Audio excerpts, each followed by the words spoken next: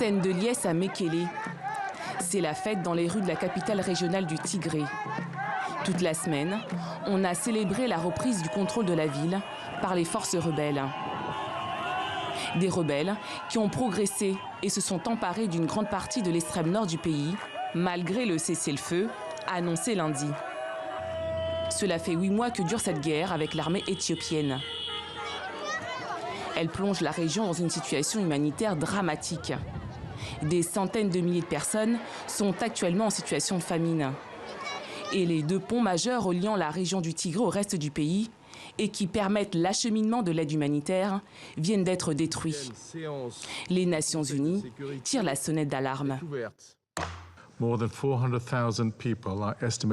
estime que plus de 400 000 personnes ont franchi le seuil de la famine et qu'1,8 million de personnes supplémentaires en sont au bord. 33 000 enfants souffrent de malnutrition sévère. Certains nous disent même que ces chiffres sont sous-estimés.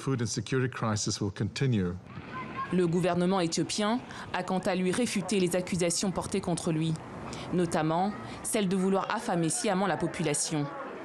L'ONU a demandé un cessez-le-feu immédiat et un dialogue entre les 2 parties pour ne pas arriver à une situation humanitaire encore plus grave.